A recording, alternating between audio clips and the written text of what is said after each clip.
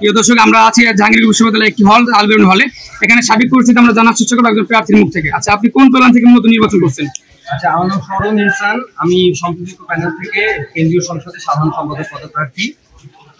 আমরা খুব আশা নিয়েছিলাম যে ৩৩ বছর পর জাকসু হচ্ছে, শিক্ষার্থীদের মধ্যে যে আমেজ রয়েছে, বিশ্ববিদ্যালয় প্রশাসন এবং নির্বাচন কমিশন সুষ্ঠুভাবে স্বচ্ছতার মাধ্যমে নির্বাচনটি সম্পূর্ণ করবে, কিন্তু নির্বাচন কমিশন এখন অব্দি তাদের চূড়ান্ত রকম ব্যর্থতা এবং অসচ্ছতার পর্যায়ে দিয়েছে এবং সেটি আরো বেশি স্পষ্ট হয়েছে আজকে নির্বাচন শুরুর মধ্য দিয়ে।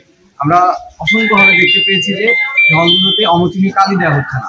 পোলিং এজেন্ট যুক্ত করার কথা আমাদের গতকাল রাত 2টার পরে কনফার্ম করা হয়েছে এবং পোলিং এজেন্ট যখন আমাদের হলে হলে গেছে, তাদেরকে পোলিং এজেন্টকে অন্তর্ভুক্তির ক্ষেত্রেও নানান ধরনের বিপাকে ফেলা হয়েছে। তেমনি ভাবে আমি আরো একটা বিষয় অ্যাড করতে চাই, পোলিং এজেন্টদেরকে তারা অনুৎসাহিত করছে, পোলিং এজেন্টরা যেন বিপদে পড়ে, এই জন্য তাদেরকে বলা হচ্ছে যে ছবি সহ আইডি কার্ড লাগবে, ছবি সহ আলাদা ছবি প্রিন্ট করে তাকে নিয়ে যেতে হবে। এখন প্রবলেমটা হচ্ছে যে এইটা পুরোপুরি চাচ্ছে যে বিশ্ববিদ্যালয় প্রশাসন বা নির্বাচন কমিশন যেন কোনো পক্ষের থেকে পোলিং এজেন্ট না থাকে, তাদের কারচুপি করতে সুবিধা হয়, তারা যেন হচ্ছে নিজেদের মতো করে ভোট কারচুপি করতে পারে। এই জন্য তারা এই ধরনের অসহযোগিতা, অস্বচ্ছ এবং হচ্ছে যে পুরোপুরি পক্ষপাত দুষ্ট এই ধরনের আচরণ করছে। আমরা মনে করি যে জাহাঙ্গীরনগরের শিক্ষার্থীরা অবশ্যই এর উচিত জবাব দেবে, সেটা ব্যালটে যেমন দেবে ঠিক তেমনি হবে নির্বাচন কমিশন, বিশ্ববিদ্যালয় প্রশাসন সবাইকেই দেবে। তারা নির্বাচনী তফসিল ঘোষণার পর থেকে এখন অব্দি যে ফাজলামোগুলো করতেছে, আমি স্পষ্টভাবে বলতে চাই যে তারা ফাজলামোই করতেছে।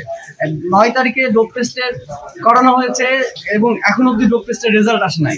ডোপ টেস্ট যারা করানো হলো, ডোপ টেস্টের যে প্রার্থীকে ডোপ টেস্ট করানো হলো, কেউ পজিটিভ আসবে কেউ নেগেটিভ আসবে, সেই রেজাল্ট তারা কখন দেবে? নির্বাচনের পরে। এইগুলো কোনো ধরনের সিদ্ধান্ত তারা এখন অব্দি দিতে পারে নাই এবং তাদের কোনো স্পষ্টতাও নাই কোনো কাজে। ভোট গণনার ক্ষেত্রে তারা যে ধরনের ইয়ে রাখছে, যে কেন্দ্রগুলো আপনারা জানেন যে জাহাঙ্গীরনগর বিশ্ববিদ্যালয়ে 21টা হল রয়েছে, 21টা হলে কেন্দ্র রয়েছে। তো আমি বলতে চাই যে তারা ভোট গণনা করবে সিনেট হলে। হলগুলো থেকে যখন ব্যালট বাক্স নিয়ে সিনেট হলে যাবেন, এর মধ্যে যে ব্যালট বাক্স পরিবর্তন হয়ে যাবে না, সেটার নিশ্চয়তা কে দেবে?